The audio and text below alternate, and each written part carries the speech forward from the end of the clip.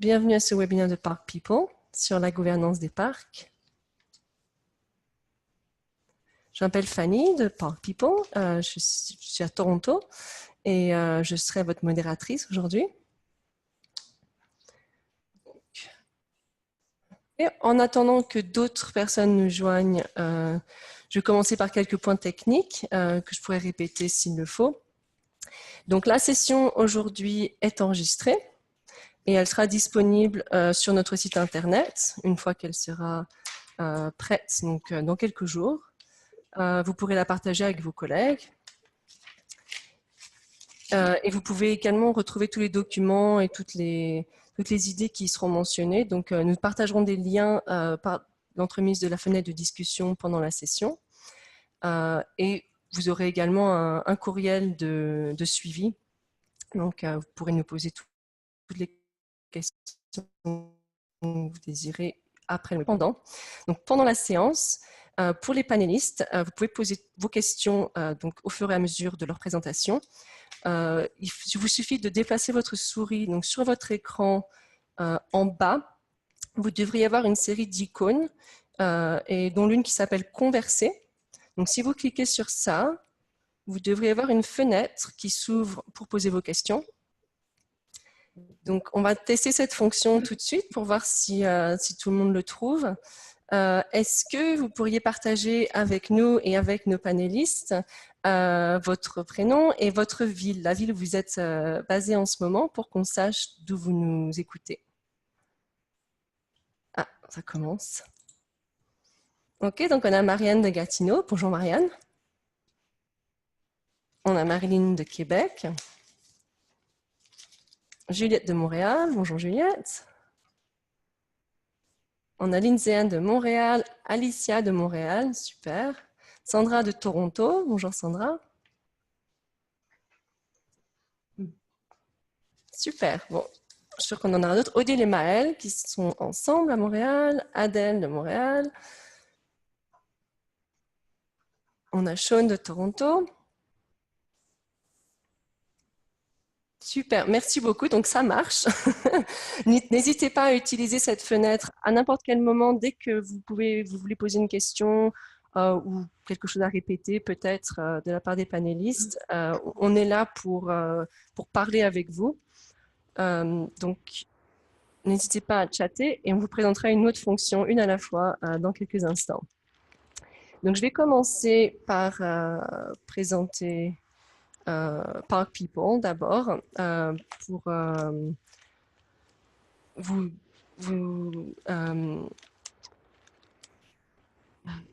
ok, donc Park People, donc en français les amis des parcs, merci. Moi ici j'ai des problèmes techniques, ça va venir. Donc les amis des parcs, nous sommes là pour appuyer, mobiliser et aider les citoyens à activer le potentiel des parcs urbains afin d'améliorer la qualité de vie à travers toutes les villes du Canada. Donc, Park People, les amis des parcs, est un réseau national qui regroupe des acteurs très variés dont nous avons une liste toujours croissante sur notre site. Nous créons des trousses d'outils pour soutenir vos efforts à tout niveau. Nous distribuons des bourses pour appuyer vos efforts de manière très locale et effective. Et nous organisons des événements d'échelle locale et nationale. Ce webinaire est le second dans notre série intitulée « Les parcs sous plusieurs angles ». Et nous en proposerons deux autres, également en français, dont nous vous donnerons les détails à la fin de la session. Donc aujourd'hui, spécifiquement, notre webinaire portera sur la gouvernance du parc Mont-Royal et du partenariat entre les Amis de la Montagne et la ville de Montréal. Donc, je vais commencer par une petite introduction sur la gouvernance quand on parle des parcs. Les parcs urbains sont traditionnellement aménagés et gouvernés par des agences publiques. Mais ces nouveaux modèles de partenariat sont en évolution pour réaliser des structures de gouvernance innovatives dans les parcs. Donc la gouvernance, quand on parle de gouvernance, on parle du processus de prise de décision et de la façon dont les décisions sont exécutées. Donc pour parler de ce sujet, j'ai le très grand plaisir d'accueillir deux experts. Donc Hélène Panayotti, qui est la directrice générale des Amis de la Montagne, et Pierre-Paul Savignac, qui est chef de division Bureau du Mont-Royal de la ville de Montréal. Est-ce que vous pouvez nous dire quelques mots, Hélène et Pierre-Paul? On est ravis d'être ici et de faire partie de cette série de webinaires de Park People. Pierre-Paul? Oui, bien, effectivement, on est très heureux de pouvoir partager la recette de notre succès au Mont-Royal.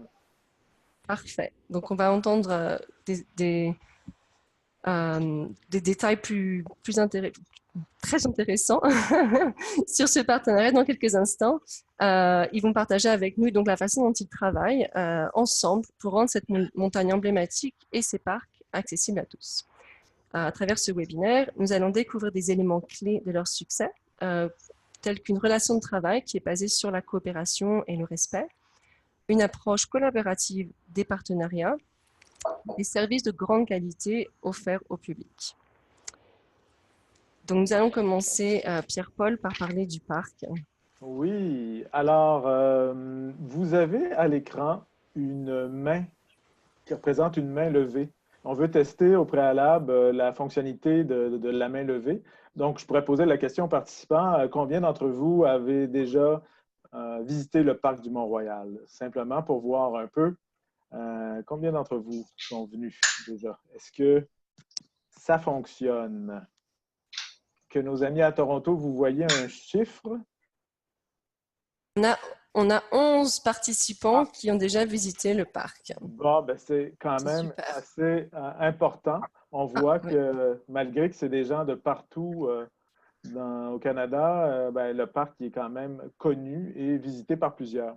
En fait, ce qu'on voulait faire ici, c'est un peu présenter le parc du Mont-Royal, même si plusieurs d'entre vous en savez quand même un petit peu là, sur le parc. C'est un parc qui a été fait par Frédéric Lomstead, un architecte paysagiste bien connu, qui a fait notamment Central Park à New York, mais pas seulement. Il a fait plein de parcs sur la côte est, notamment américaine, mais pas seulement. Donc, c'est quelqu'un de très réputé. La collectivité montréalaise a confié à cet architecte paysagiste la réalisation d'un parc, un parc emblématique à Montréal, situé sur la montagne, le Mont-Royal. Le parc a été construit en 1876. C'est un parc de plus de 200 hectares. Aujourd'hui, il a été un petit peu agrandi, donc c'est un petit peu plus grand que ça. Surtout, ce qui est à retenir, c'est que ce parc, bien qu'il est situé, pas bien, mais il est situé au centre-ville de Montréal, donc il attire beaucoup de gens. C'est 5 millions de visiteurs par année qui fréquentent le parc. Plus de 5 millions. Donc, c'est énormément de gens. Pour vous donner une idée, là, Central Park à New York, on parle de 50 millions, mais toute proportion gardée, Manhattan étant ce qu'elle est, c'est une ville, une des plus grandes villes au monde. C'est énorme pour un parc montréalais. C'est définitivement le parc le plus fréquenté à Montréal. Maintenant, le parc du Mont-Royal, c'est seulement 20% de ce qu'on appelle la montagne à Montréal.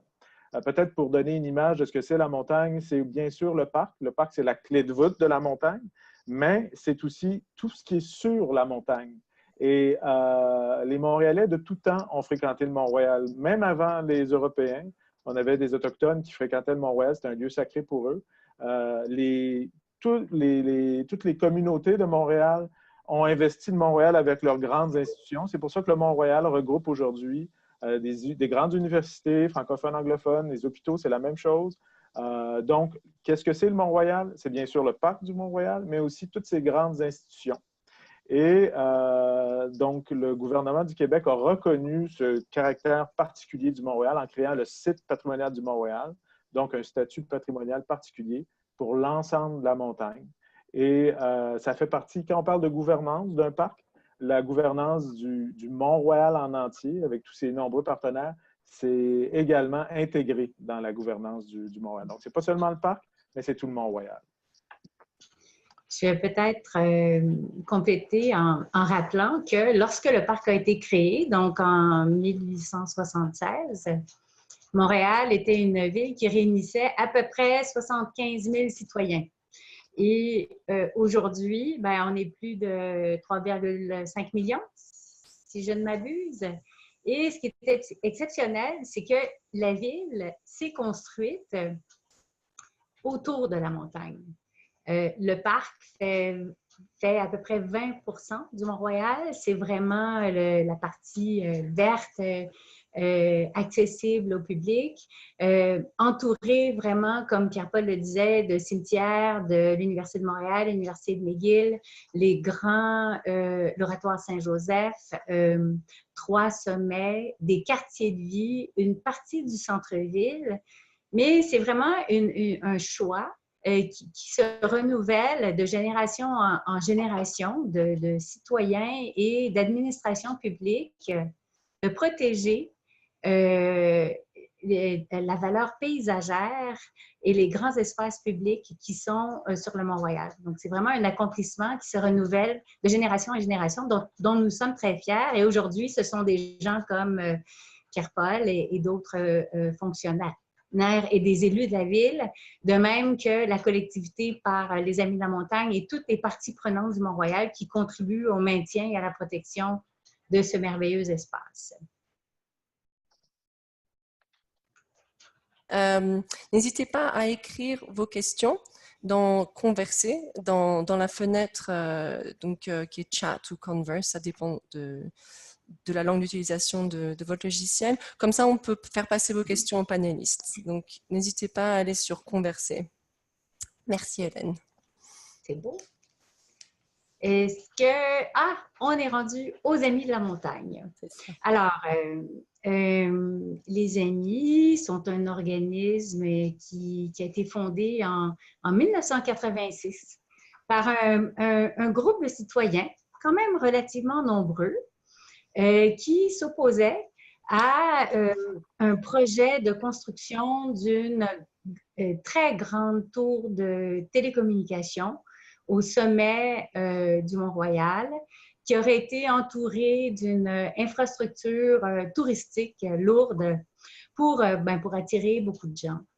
Déjà, on voyait qu'il y avait des défis en matière de protection des milieux naturels au Mont-Royal. Et donc, ce groupe de citoyens s'est constitué avec le nom Les Amis de la Montagne. Et depuis lors, les défis et les enjeux de protection du Mont-Royal et d'animation des lieux, parce qu'on parle d'un parc ici, et également de tout un territoire, sont tels que les Amis n'ont jamais arrêté. Ils n'ont jamais arrêté. Et ils sont aujourd'hui un organisme bien constitué et bien établi dans la communauté. Et nous travaillons donc avec la Ville de Montréal, en partenariat avec Montréal, un partenariat qui est renouvelé. À l'origine, c'était d'année en année, et maintenant c'est aux 5 ans. C'est un partenariat qui est régi par une convention bien précise dont on va vous parler tout à l'heure et qui permet à la Ville, aux Amis de la Montagne d'intervenir dans le parc du Mont-Royal les Amis de la Montagne, en plus, font de la collecte de fonds. Donc, la communauté montréalaise appuie assez généreusement les Amis de la Montagne pour intervenir sur le Mont-Royal avec des projets de toutes sortes, notamment l'éducation à l'environnement, tout ce qui est programmation culturelle, des camps de jour, des écoles de ski de fond, des randonnées en raquettes, des services de location de patins et de ski de fond pour ceux qui veulent venir passer une journée dans le Mont-Royal en toute saison, même la location de chaloupes sur le lac aux Castors. Et plus récemment également, les cafés. Donc, les Amis de la Montagne exploitent également, dans le cadre du partenariat avec la Ville, des services de restauration dans 3 points. Donc, dans le pavillon du lac aux Castors, au chalet du Mont-Royal et à la Maison Suite. Également, on offre des services d'accueil des visiteurs du parc du Mont-Royal. Donc, ils sont pris en charge dans les sites d'accueil exploités par les Amis de la Montagne. Et tout ça fait partie du partenariat entre la Ville de Montréal et les Amis de la Montagne, dont on va vous parler un peu plus tard. Parfait. Donc, si vous avez des questions, n'hésitez pas. Pour Hélène ou pour Pierre-Paul. Pierre-Paul va maintenant nous parler du rôle spécifiquement de la Ville. Effectivement, la Ville de Montréal joue bien sûr le rôle de propriétaire au Mont-Royal. Donc, dans un premier temps, la gouvernance a évolué. Comme on l'a présenté, vous avez vu que aussi bien la reconnaissance du site comme étant un site patrimonial, tout ça a évolué. Quand le parc a été créé, ce n'était pas un parc patrimonial. C'est quand même assez récemment que c'est devenu un parc patrimonial. Et ça a amené une prise de conscience collective et une adaptation des façons de faire. Donc aujourd'hui, quel est le rôle de la Ville au Parc du Mont-Royal? Bien sûr, on continue à jouer le rôle de propriétaire. Les grandes décisions sont prises par les élus de Montréal qui, eux, décident d'investir dans des projets structurants de réaménagement du Mont-Royal ou d'animation du Mont-Royal comme une contribution aux Amis de la montagne. On fait également tout ce qui est l'entretien du parc, tonte du gazon et l'entretien des arbres, déneigement des sentiers, etc. C'est la Ville de Montréal qui s'occupe de ça. Et on arbitre l'ensemble des actions des différents partenaires internes à la Ville. Il y a plusieurs unités qui sont impliquées. Exemple, l'entretien est fait par un arrondissement, l'arrondissement central, l'arrondissement de Ville-Marie, le parc étant situé dans l'arrondissement de Ville-Marie. Et c'est le service des grands parcs qui est un service municipal centralisé qui coordonne l'ensemble des actions de l'arrondissement de Ville-Marie quant à l'entretien, mais pas seulement. Il y a parfois des interventions bien précises. Là, exemple, le service de l'eau peut faire des interventions dans le parc du Mont-Royal, comme le service des infrastructures pour des chemins, des routes, pas des routes, mais des rues qui passent à l'intérieur du parc. C'est donc la coordination qui est faite par le service des grands parcs, mais aussi la coordination avec notre partenaire, les Amis de la montagne, qui rendent certains services aux citoyens, aux usagers du parc. Le service des grands parcs en rend également. On se partage l'accueil des citoyens. Les Amis de la montagne s'occupent de l'accueil principalement à la Maison Smith. On a un comptoir d'accueil à un autre point de service, le Grand Chalet au Mont-Royal. On se partage ça avec les Amis de la montagne et on le fait en collaboration. Bien entendu, quand on dit coordination, on doit se baser sur un document pour partager nos actions. Et notre document, c'est la convention. On a une convention avec les Amis de la montagne. Donc, c'est un contrat dans lequel on s'entend avec les Amis de la montagne sur ce qui va être rendu comme service aux citoyens. Et tout ça est fait de façon très précise. C'est important, c'est de l'argent public qui est utilisé pour donner une somme aux Amis de la montagne. Et tout cet argent, bien sûr, doit être retracé et on doit démontrer très clairement à nos instances supérieures comment chaque dollar public a été investi et comment chaque dollar public a été, permettez-moi l'expression, étiré. Parce qu'on est fermement convaincus qu'à l'aide de ce partenariat avec les Amis de la montagne, c'est les citoyens de Montréal qui y gagnent. C'est-à-dire que si on avait des employés municipaux pour faire tout ce que les Amis de la montagne font, bien, ça coûterait beaucoup plus cher aux contribuables, aux citoyens de Montréal, que si on peut s'en remettre à un partenariat comme avec les Amis de la montagne. Donc, c'est la base du rôle de la Ville.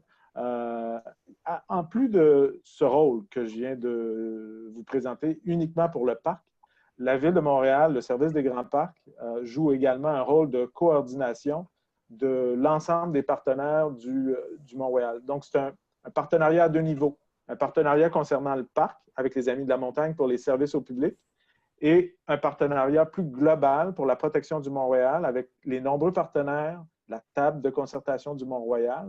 C'est 30 partenaires. Hélène en a parlé tout à l'heure, les grandes institutions, les cimetières, le milieu associatif, les Amis de la montagne en font partie, mais aussi les partenaires municipaux que sont les 4 arrondissements qui sont touchés, qui sont inclus dans le site patrimonial, la ville liée de Westmount également. Donc, c'est un autre niveau de partenariat, un niveau beaucoup plus large, et ça, c'est fait à l'aide de la table de concertation du Mont-Royal, qui est coordonnée par la Ville de Montréal, le service des grands parcs, à l'aide du bureau du Mont-Royal. Donc, je ne sais pas si c'est assez clair pour les participants. Je vous invite peut-être à poser des questions pour éclaircir la chose. Mais ce qui est à retenir ici, c'est qu'on a 2 niveaux de partenariat. Un niveau parc, avec les Amis de la montagne pour les services directs aux citoyens, et un niveau plus global pour la protection du site, l'élaboration d'une vision globale de ce qu'on doit faire avec ce site collectivement à l'aide de la table de concertation et tous les partenaires impliqués. C'est ça. Je pourrais peut-être apporter la précision. Là, vous voyez une image. Ce que vous voyez principalement dans cette image, c'est le parc du Mont-Royal. Mais comme on l'a dit tout à l'heure, le parc, c'est 20% du territoire de la montagne qui, lui, en 2005, a été classé site patrimonial du Mont-Royal.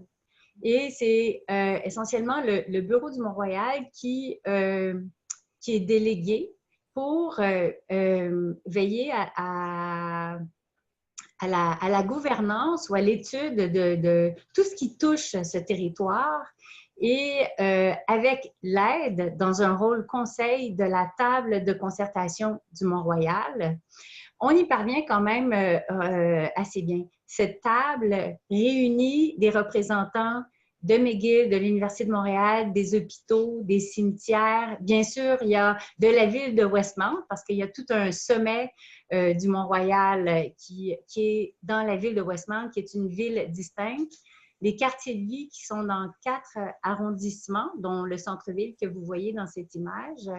Alors, les représentants de toutes ces parties prenantes, de toutes ces institutions et de ces quartiers se réunissent avec la table de concertation, qui a d'ailleurs été créée, elle aussi, en 2005, au moment du classement du site patrimonial du Mont-Royal, sur la recommandation des Amis de la montagne et la communauté, qui voulaient vraiment avoir une instance qui puisse en tout temps se pencher sur la question de la protection et de l'amélioration et de la bonne gouvernance de tout ce territoire. Parce que c'est vraiment le tout qui fait en sorte que la montagne garde est vraiment un paysage et une destination emblématique qui définit finalement la ville de Montréal. On dit souvent que serait Montréal sans sa montagne? Ça serait une ville, comme toutes les villes, mais on a vraiment ce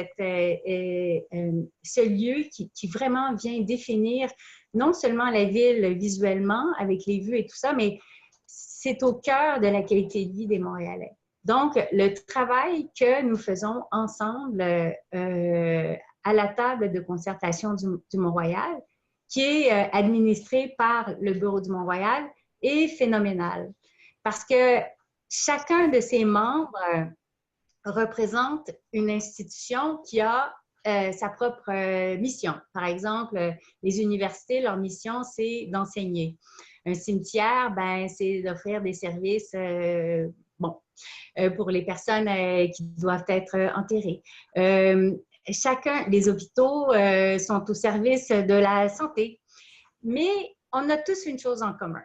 On a tous un rôle à jouer dans la protection et la bonne gestion d'une partie du territoire du Mont-Royal. Et en nous réunissant ensemble, on arrive à aborder des problématiques, des enjeux, des questions. On pourra vous donner quelques exemples tantôt qui ne peuvent être solutionnés qu'ensemble. Donc, ça donne lieu à des discussions et à des débats extrêmement intéressants sur l'avenir du Mont-Royal, sur l'état du Mont-Royal et sur comment on va aborder ensemble ces solutions-là. C'est sûr que la Ville de Montréal est responsable d'une forte proportion du territoire du Mont-Royal et donc, normal qu'il joue un rôle extrêmement important dans l'administration du travail de la table de concertation. Donc, avant de passer aux détails de la table, on a une question pour savoir si les participants auront accès à la convention qui lie la ville et les amis et s'ils pourront voir les organigrammes qui expliquent les différents partenaires qui font partie de la table de concertation. Définitivement, c'est par l'intermédiaire de Park People, on peut, ces questions peuvent nous être relayées, puis on pourra peut-être transmettre des documents qui expliquent davantage le partenariat avec les Amis de la montagne. Il faut bien comprendre que la convention avec les Amis, c'est en ce qui a trait à notre premier partenariat concernant le parc, les services directs aux citoyens, mais qu'on n'a pas de convention avec les Amis concernant le partenariat plus large avec les nombreux partenaires de la table de concertation du Mont-Royal. Vous avez 2 conventions séparées, finalement. Ben, en fait, il y a une convention pour les services aux citoyens et pour ce qui est du partenariat global pour protéger le site patrimonial, il n'y a pas de convention comme telle. La table. C'est une participation soutenue. Oui. C'est ça, la table de concertation a vraiment un rôle conseil auprès de la Ville de Montréal pour la protection du site patrimonial du Mont-Royal. Donc, la table de concertation est vraiment joue un rôle de représentation et d'influence, mais ultimement, c'est la Ville de Montréal essentiellement et la Ville de Westmount qui prennent des décisions sur leur territoire. C'est ça. Parfait. Est-ce qu'on a d'autres questions pour Hélène ou pour Pierre-Paul qui concernent la table de concertation, comment elle fonctionne, des difficultés, des exemples? Oui, on a une question.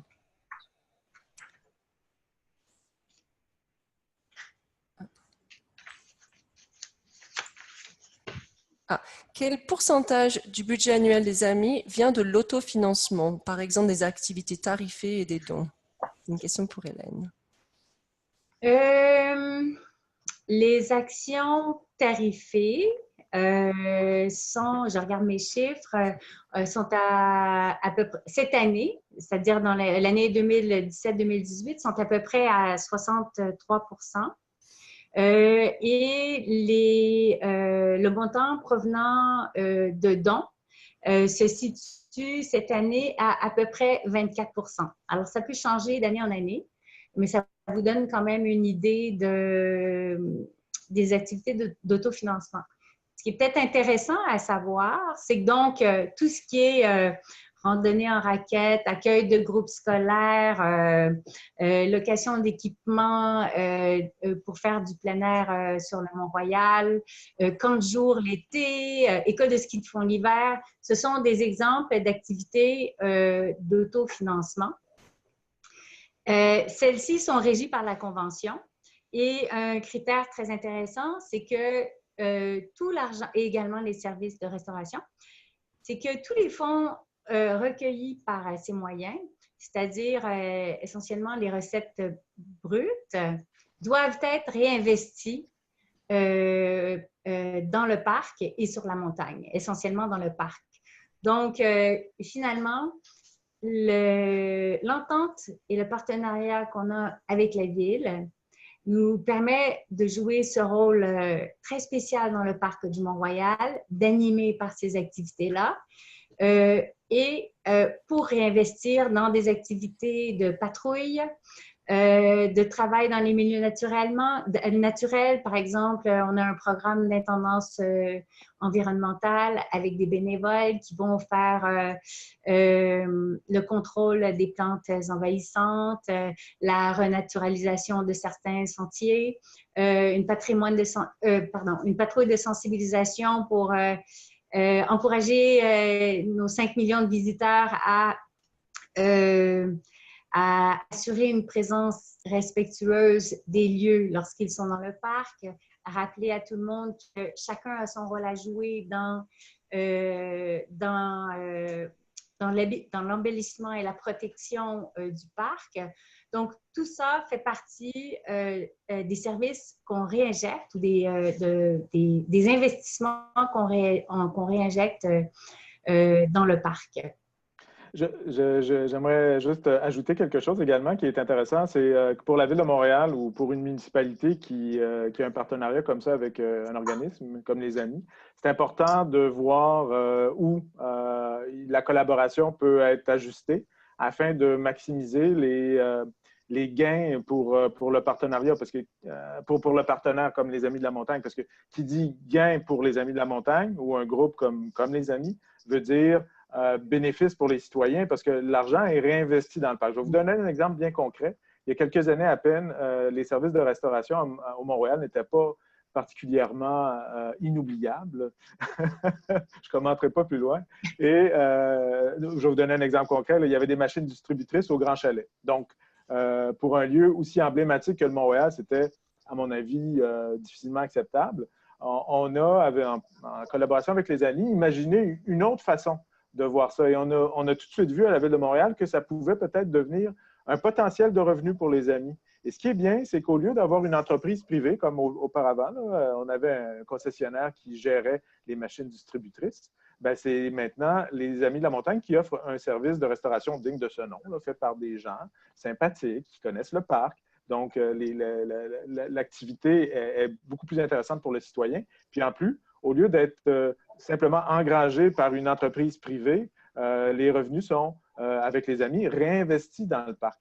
Donc, c'est important de comprendre que pour la municipalité, là, qui a un partenariat comme ça avec un groupe comme les Amis, il faut essayer d'aider notre partenaire à être le plus autosuffisant que possible au niveau des revenus. Puis, je suis heureux de constater, Hélène pourra peut-être le préciser, que la part du financement des Amis qui provient des utilisateurs du parc, quand ils s'achètent un café, quand ils font des randonnées guidées, donc la part de ce financement pour les Amis, je crois, ça grandit de plus en plus.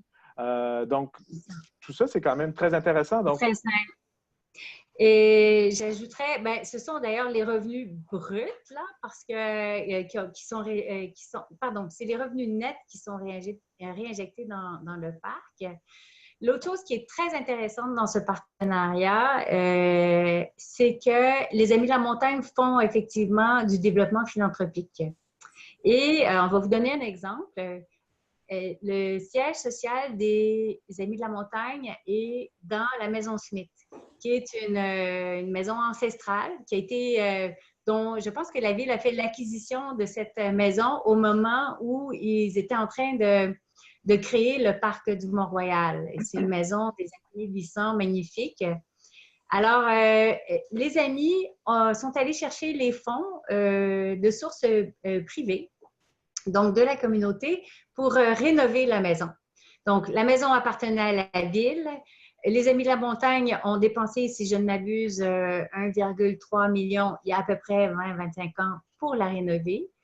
La maison demeure la propriété de la Ville de Montréal, mais dans le cadre de notre partenariat, la Ville nous loue essentiellement sans frais l'utilisation de la Maison Smith, qui est le siège social des Amis de la Montagne, mais également un des pôles d'accueil principaux du parc parce qu'on a une exposition, on a une boutique, on a le service de renseignement et les services de restauration. Et cette petite maison, parce qu'elle est quand même assez petite, accueille près de 400 000 visiteurs par année. Donc, c'est un exemple de, bon, je peux ajouter, on a également fait une collecte de fonds importante pour la création d'une patinoire réfrigérée. Et ben, cette patinoire, c'est bien qu'on l'ait parce qu'avec les changements climatiques, le patinage devient incertain d'année en année. Donc, cette patinoire permet de prolonger la saison de patin. Et ce projet de rénovation a été un levier pour des sommes importantes que la Ville a investies dans la restauration de toute la section du lac aux Castors. Donc, c'est pour dire que c'est un partenariat qui est quand même souple, mais qui nous permet vraiment d'optimiser finalement la contribution de la collectivité, des Amis de la Montagne et après ça de la Ville, toujours avec des retombées extrêmement positives pour le public. Parfait. On a 3 questions qui nous sommes arrivées, donc on va les prendre. Vous pouvez répondre, Pierre-Paul ou Hélène, comme vous le désirez. Peut-être que celle-ci est plutôt pour Pierre-Paul. Maëlle voudrait savoir combien de fois par année la table de concertation se réunit. Formellement, la table de concertation se réunit au moins 3 fois par année. Mais la table de concertation, bien sûr, c'est les grandes réunions de la table comme telle, mais il y a des réunions de préparation également. Il y a un comité plus restreint qui se réunit pour préparer parce que la table de concertation, c'est quand même 30 organismes, donc ça peut représenter une 60aine de personnes autour de la table. Donc, on doit se réunir plus souvent que 3 fois par année, évidemment, pour préparer ces rencontres-là. Et il y a également des comités. Différents comités qui interviennent régulièrement selon l'actualité des dossiers. On ne fait pas des rencontres juste pour se rencontrer, bien évidemment, mais exemple, dans le cadre du projet pilote de cet été, on a retiré la circulation de transit au sein du parc. Là.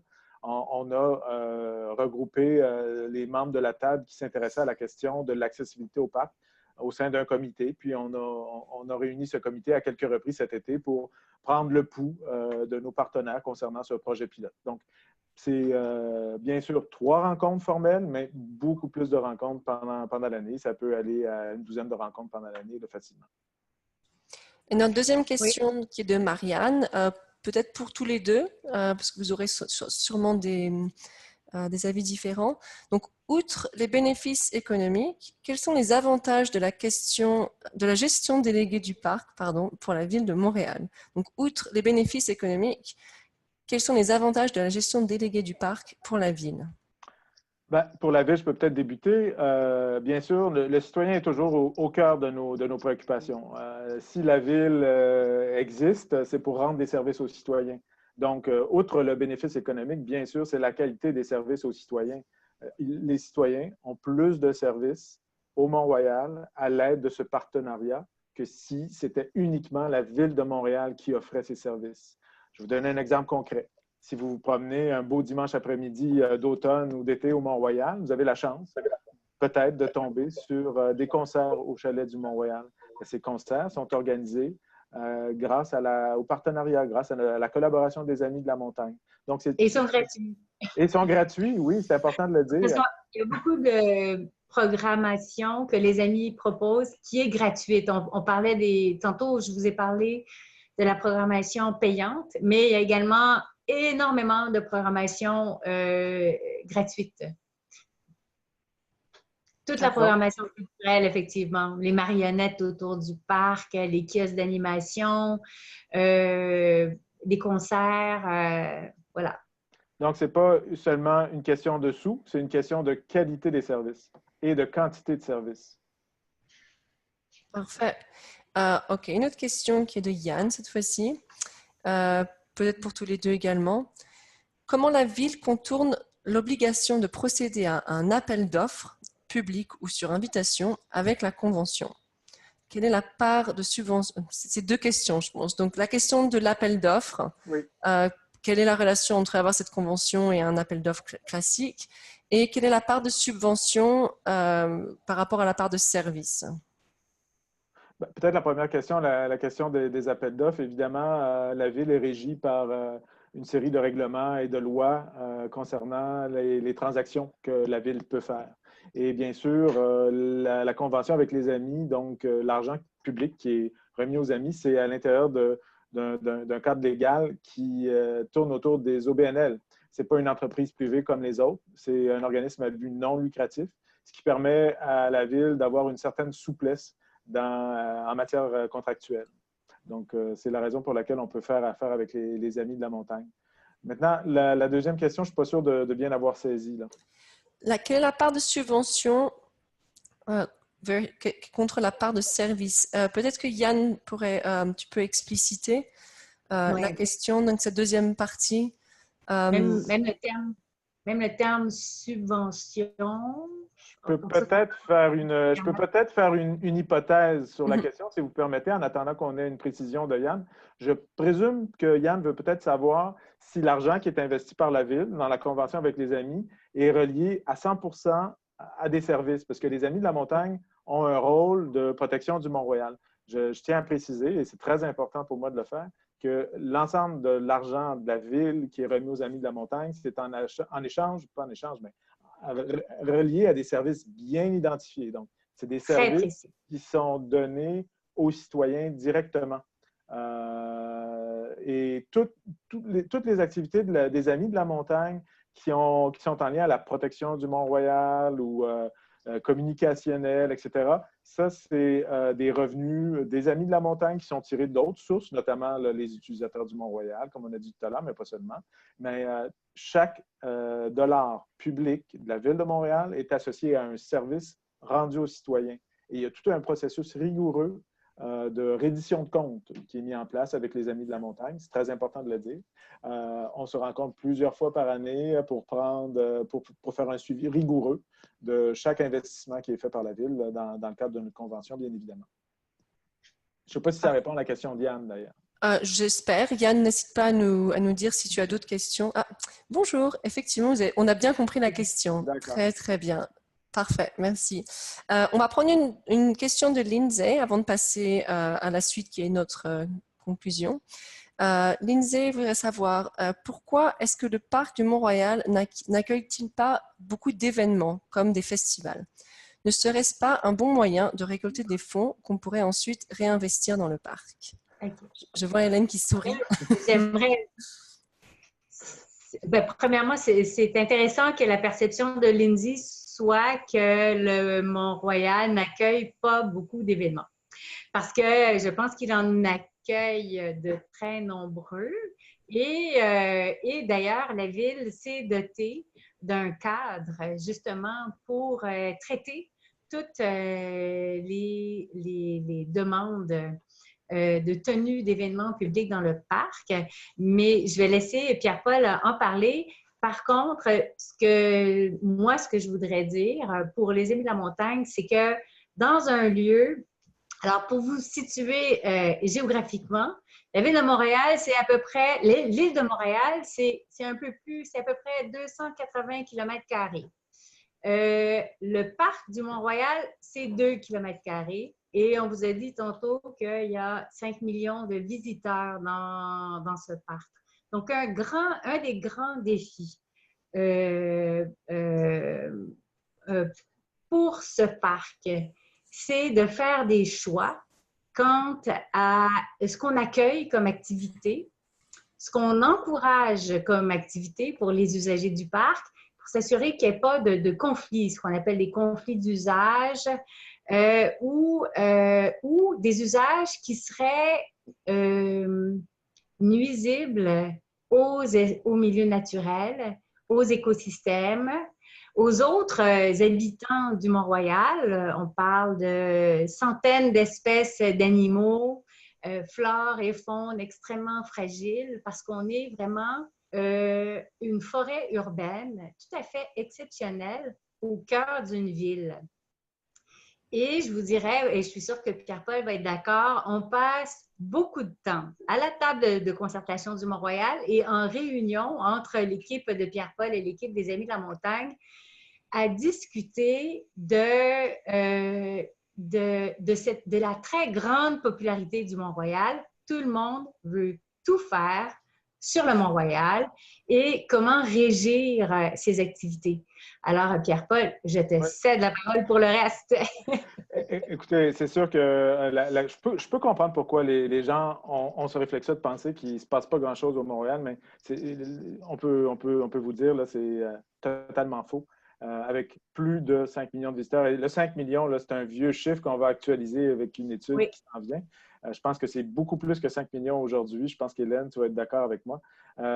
Et pour ceux qui fréquentent le parc régulièrement, comme Hélène et moi, on se rend compte que le parc, ce week-end, c'était beau de voir ça. Il y avait des gens partout. Les gens profitaient du parc. Pourquoi ils venaient au parc du Mont-Royal? Bien sûr, pour voir les couleurs le week-end dernier, mais pour fréquenter une forêt en milieu urbain, pour fréquenter ce poumon vert de Montréal. Et quand on dit qu'on veut protéger le Mont-Royal, c'est un peu ces caractéristiques-là qu'on veut protéger. C'est sûr que c'est une des spécialités à Montréal, les festivals, et c'est très bien. Mais peut-être qu'il y a des endroits qui sont un peu spéciaux.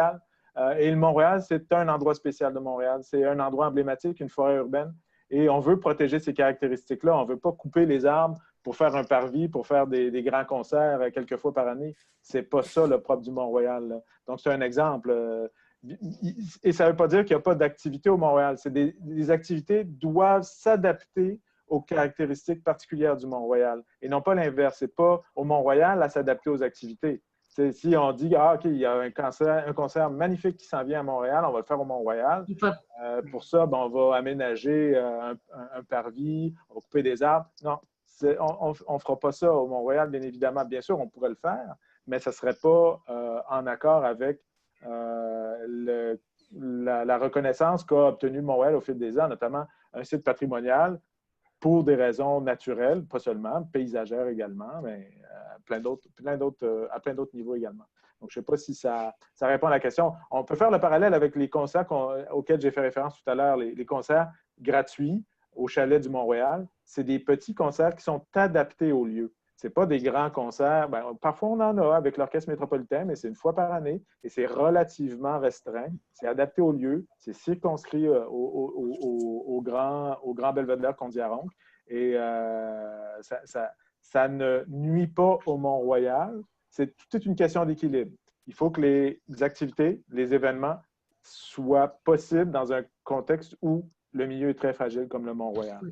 Puis moi, j'ajouterais que c'est pas seulement les événements culturels, c'est également les grands événements sportifs. En fait, tout le monde veut s'approprier ce lieu exceptionnel pour des grandes réunions collectives de toutes sortes. Et il faut vraiment régir, si on veut préserver l'expérience du Mont-Royal telle qu'on la connaît aujourd'hui, qui est tant appréciée, il faut vraiment faire attention à ce qu'on accueille et aux précédents également que ça présente pour l'avenir. Donc, il faut se rappeler. Excusez-moi, je ne veux pas t'interrompre, Hélène, mais il faut se rappeler que le Mont-Royal doit être disponible pour les usagers normaux du parc, c'est-à-dire les visiteurs du parc, les touristes, les Montréalais, les gens qui fréquentent le parc au quotidien, comme exceptionnellement quelques fois par année, qui viennent d'un peu plus loin. Mais c'est ces gens-là qui sont notre clientèle, non pas les clients d'un promoteur privé qui veut organiser un spectacle particulier au Mont-Royal. Ce genre de choses-là peut être possible, mais ça prend une très grande sensibilité de la part des promoteurs et une capacité à adapter l'événement au lieu particulier qu'est le Mont-Royal, le lieu non seulement particulier, mais fragile et vulnérable. Parfait. Merci. J'espère que Lindsay, on a répondu à votre question. On va passer à une conclusion. Donc, nous avons demandé à Hélène et Pierre-Paul de préparer quelques points qui, nous l'espérons, vont pouvoir vous servir dans votre propre travail. Continuez à nous poser des questions. On va essayer de faire des réponses courtes à partir de maintenant parce qu'on touche à la fin. On a une question de Marianne que je vais inclure dans notre conclusion. Ah, qu'est-ce qui s'est passé? Ah, voilà, on y est. Donc, on a ces conclusions dont Hélène et Pierre-Paul, vous pouvez simplement nous donner les mots de la fin, je dirais, si vous avez quelques points que vous aimeriez vraiment, sur lesquels vous aimeriez insister. Donc, premièrement, le partenariat ville et amis de la montagne comme un excellent moyen d'en donner plus aux citoyens dans un grand parc urbain. Je pense que vous l'avez très bien démontré. Oui, je peux peut-être rappeler que dans le cadre d'un milieu municipal, il faut se rappeler que les investissements publics dans les parcs sont en compétition avec la sécurité publique, les infrastructures municipales comme les rues, les trottoirs.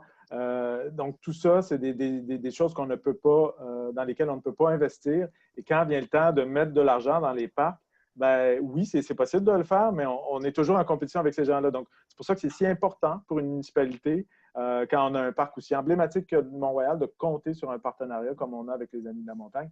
Au final, c'est des citoyens qui y gagnent. Parfait.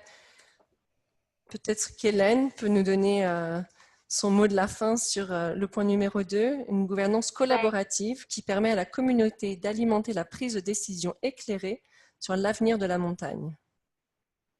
En fait, je voudrais premièrement commenter sur le fait que ce partenariat et ce partenariat collaboratif, il a mis 30 ans à se développer. Alors, au tout début, c'était vraiment des tout petits projets très, très ciblés. Et au fil du temps, en discussion et basé sur des résultats, et avec beaucoup de... En fait, tout est dans les rapports humains. Et en ce moment, c'est Pierre-Paul et moi, mais les Amis de la Montagne ont travaillé avec 7 administrations municipales différentes depuis que l'organisme est constitué. Donc, cette relation, vraiment, elle est évolutive. Elle est vraiment basée sur la confiance. Et bon, maintenant, depuis une dizaine d'années, s'est ajouté tout le volet table de concertation du Mont-Royal, donc intervention de toutes les parties prenantes du Mont-Royal, sans mentionner la collectivité qui, c'est sa montagne. Hein? Les Montréalais sont très, très attachés à leur montagne. Donc, ils ont toutes sortes de moyens, effectivement, dans le cadre de ce modèle de gouvernance collaborative, de contribuer à la prise de décision éclairée sur l'avenir de la montagne. On n'ira pas très loin là-dedans, mais je veux vous rappeler la place que la consultation publique joue à Montréal avec l'Office de consultation publique de Montréal. C'est vraiment phénoménal. Alors, on a vraiment l'impression que les Montréalais ont leur mot à dire, ont une voix qui est entendue au chapitre de ce qu'elle veut pour sa montagne. Et c'est vraiment dans le cadre de cette relation collaborative ou de cet esprit collaboratif que ces résultats sont atteints. Mais ça fait des décennies. Bon, avec les amis, c'est depuis 30 ans, mais ça fait depuis les tout débuts du parc et de la montagne et de la ville qui s'est constituée autour qu'on est arrivé à cette culture finalement. C'est une culture. C'est très important, merci Hélène. Effectivement, ça prend du temps pour arriver à notre troisième point qui est une relation empreinte de confiance et de respect. Peut-être que Pierre-Paul va en dire quelques mots. Bien, effectivement, je pense qu'on peut pas, on a atteint un certain degré de maturité dans notre partenariat. On ne peut pas penser mettre en place un tel partenariat du jour au lendemain. C'est différents ajouts qui se sont faits avec le temps, des modifications, quelques pas en avant, un petit pas en arrière, un ajustement, 2 pas en avant. Donc, je pense que c'est par essai aussi, parce qu'il n'y a pas de recettes qui peuvent être appliquées partout de façon identique. Je pense que c'est tout dépendant des caractéristiques des municipalités et des organismes avec lesquels on interagit, mais je pense qu'un élément qui doit se retrouver dans tous les partenariats, c'est effectivement la confiance et le respect. Je pense que c'est des éléments de base.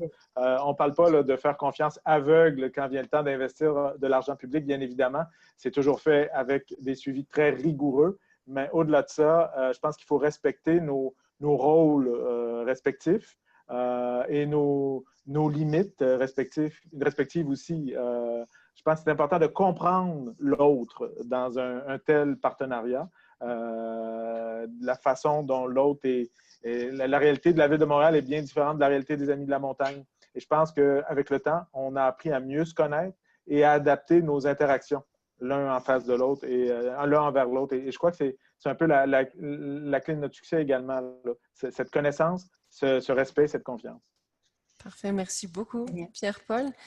Et enfin, le point sur lequel vous vouliez tous les deux conclure, c'est que la qualité de vie à Montréal est améliorée grâce à ce partenariat. Donc, on parlait des résidents, mais aussi des visiteurs. C'est pour la ville entière, pas simplement pour la montagne, que ce partenariat est vraiment gagnant. Absolument, j'en suis fermement convaincu. C'est difficile de commenter, c'est Oui, très bien dit. c'est un beau point de conclusion. On a 2 petites questions. Donc, on a plusieurs questions. On a une question qui est sur un point un peu plus technique pour savoir s'il existe un bail amphithéotique entre la ville et les amis, si cette option a été étudiée et pourquoi elle aurait été rejetée. Donc, si on peut faire ça très rapidement. Rapidement, un bail amphithéotique implique la jouissance d'un site propre. Ce n'est pas du tout de ce type-là notre entente. C'est une entente sur 5 ans, renouvelable à tous les 5 ans, avec des modifications potentielles. Il n'y a aucun lien à long terme entre la ville et les Amis de la Montagne non plus. C'est une entente qui est rediscutée à tous les 5 ans. C'est bon à savoir au niveau des technicalités du partenariat. On a une question de Marilyn qui aimerait savoir si les citoyens peuvent devenir membres des Amis de la Terre. Les Amis de la Montagne. Les Amis de la Montagne, pardon. Je lis la question. Est-ce que tout le monde peut devenir membre des Amis de la Montagne? On y travaille. En fait, on a en tête de développer un programme d'adhésion. Mais la montagne n'est pas comme un musée, par exemple, où on peut devenir membre et on a des privilèges d'accès gratuit à un musée. La montagne, elle appartient à tout le monde. Et tout le monde peut y accéder. Premièrement, il y a dans les quartiers de vie, les gens y vivent, ils travaillent, etc. Mais si on parle du parc du Mont-Royal, c'est un lieu accessible à tous. Et donc, le membership, si vous voulez, ou le programme d'adhésion serait plutôt modelé sur, en ce moment, on est en train de regarder le Central Park Conservancy et également le Friends of the High Line, parce que la High Line est également un parc public, tout ça. qui ont des formules de membership ou d'adhésion qu'on est en train de regarder, mais ça serait plus un moyen d'appuyer les Amis de la montagne dans leur mission de protection et d'animation du Mont-Royal. Mais c'est un projet qui est en cours. Pour l'instant, la montagne vous appartient. Effectivement, la montagne appartient à tous les citoyens de Montréal. Mais une excellente façon de supporter des Amis de la montagne, c'est d'acheter un café, un chocolat chaud au point de service de restauration. Et c'est une façon de contribuer aux Amis de la montagne, au financement des Amis de la montagne. Tous les Montréalais peuvent le faire quand ils louent une paire de patins. Ben, c'est ce qui est bien, c'est que l'argent, les profits sont réinvestis dans la protection et la mise en valeur du Mont-Royal. Ouais, c'est très bon à savoir et c'est un très bel acte d'engagement citoyen donc, qui contribue à la conservation du patrimoine naturel. Merci beaucoup, Hélène et Pierre-Paul, pour toutes ces informations, pour votre passion également et pour tout ce que vous mettez dans ce partenariat. C'est vraiment, j'espère que tout le monde en a bien profité pour s'inspirer et pouvoir convaincre peut-être leurs administrations et autres collègues respectifs que ça vaut la peine d'investir dans le temps et de construire ces relations de confiance. Donc, on va finir en partageant quelques liens avec vous. On a fait beaucoup de questions, merci beaucoup. Vous pouvez continuer à nous en poser, nous aurons l'évaluation qui va vous parvenir bientôt, donc un sondage qui va être envoyé d'ici la fin de la semaine. Nous vous enverrons également l'étude de cas sur la gouvernance des parcs, donc spécifiquement le parc du Mont-Royal sous la loupe. Nous enverrons, Rachel est en train de vous envoyer des liens vers le site des Amis de la Montagne et la table de concertation du Mont-Royal. Vous nous avez demandé également l'organigramme de la table de concertation. Donc, vous trouverez beaucoup d'informations sur le site, mais si vous avez des questions supplémentaires, vous pouvez les poser à Park People et nous en ferons part à nos panélistes. Et enfin, finalement, j'aimerais vous inviter à nous joindre pour les webinaires suivants. Donc, le prochain qui sera en français sera le mardi 13 novembre à la même heure. C'est aujourd'hui le mardi 13 novembre. Non? Ah, mardi 13 novembre, pardon. C'est pas aujourd'hui. Donc, sur la gestion collaborative entre les organismes et les municipalités. Et le mardi 11 décembre sur les parcs comme espace sécuritaire pour les nouveaux arrivants, l'approche de Mabel Arts entre les arts communautaires. Donc, un organisme qui est basé à Toronto et qui travaille dans des parcs depuis une dizaine d'années.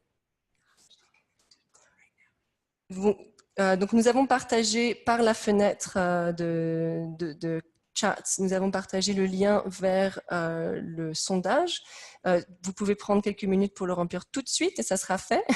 Sinon, nous vous l'enverrons un peu plus tard dans la semaine.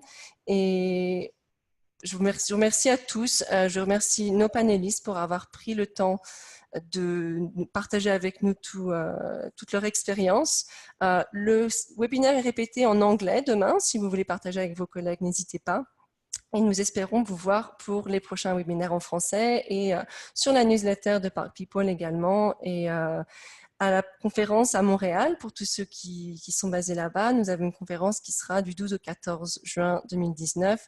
Si vous vous inscrivez à notre liste d'envoi, vous aurez toutes les informations nécessaires. Merci beaucoup. Merci, au revoir. Merci à Park People.